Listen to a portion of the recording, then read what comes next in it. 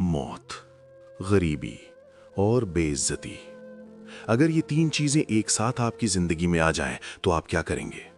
दुनिया का हर दूसरा इंसान हार मान लेगा। लेकिन आज मैं आपको उन तीन पागलों की दास्तान सुनाऊंगा जिन्होंने अपनी किस्मत के लिखे को अपने जूतों तले रौंद दिया। एक लड़का जो भूखे पेट तंबू में सोया, एक जिसने अपने बाप की लाश घर छोड़कर मैदान चुना, और एक जिसने करोड़ों की सरकारी नौकरी को लात मार दी। अगर आज आपकी रूह नहीं कांपी तो समझ लेना आप जिंदा ही नहीं हो। ये क्रिकेट नहीं, ये कयामत से वापसी की कहानी है। इस कहानी की शुरुआत होती है साल 2001 से। खड़गपुर रेलवे स्टेशन पर एक लड़का काली कोट पहने भीड़ में खोया हुआ है, महेंद्र सिंह धोनी। लोग उसे देख रहे थे, पर किसी को नहीं पता था कि उस काली कोट के अंदर एक ज्वालामुखी धधक रहा है। पिता खुश थे कि बेटा सरकारी नौकर है, पर धोनी, वो हर रोज अपनी आत्मा को मरते हुए देख रहे थे। वो पटरियां, वो सीटी की आवाज उसे डराती थी।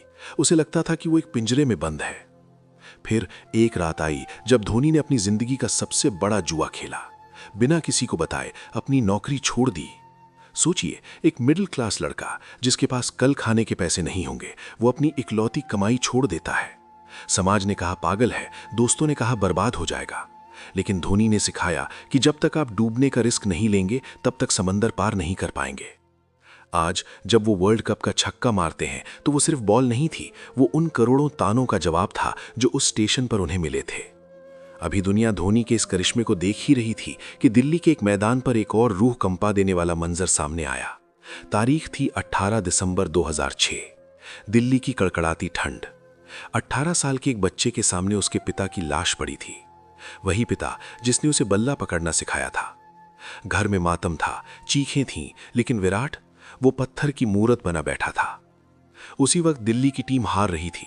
विराट के पास दो रास्ते थे, या तो अपने पिता को आखिरी विदाई दे, या मैदान पर जाकर अपने पिता के सपने को जिंदा रखे। उस लड़के ने अपनी आंखों के आंसू पोंछे, हेलमेट पहना और मैदान की तरफ चल दिया। उसने 90 रन बनाए, मैच बचाया और फिर घर आकर अपने पिता को मुखाग्नि दी। इंसान तो सब होते हैं, पर किंग वो होता है जो अपने दर्द को अपना हथियार बना ले। आज जब आप कोहली का एग्रेशन देखते हैं, तो याद रखना वो एग्रेशन उस 18 साल के लड़के का है जिसने अपनी सबसे प्यारी चीज खोकर भी हारना नहीं सीखा। पर क्या आप जानते हैं कि जिल्लत की इंतहा क्या होती है?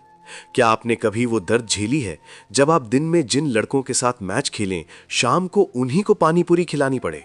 यशस्वी जायसवाल, मुंबई का आजाद मैदान। रात को जब बारिश होती थी तो तंबू में पानी भर जाता था।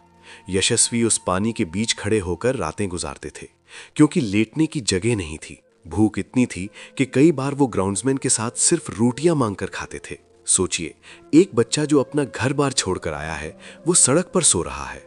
कोई सहारा नहीं, कोई गॉडफादर नहीं। जब वो पानी पूरी बेचते थे तो लोग उन्हें ताना मारते थे, तू क्रिकेट खेलेगा, तू तो प्लेट साफ करने के लिए बना है। आज यशस्वी जब इंटरनेशनल बॉलर्स को बाउंड्री के बाहर फेंकते हैं, तो वो हर छक्का उस भूख का इंतकाम है। कामयाबी का स्वाद सिर्फ उसे पता है जिसने नाकामयाबी की कड़वाहट भी हो। अब इन तीनों की कहानियां सुनने के बाद क्या अब भी आप बहाने बनाएंगे? मेरे पास पैसे नहीं हैं, मेरे घर वाले साथ नहीं देते, मेरी किस्मत खराब है। शर्म करो।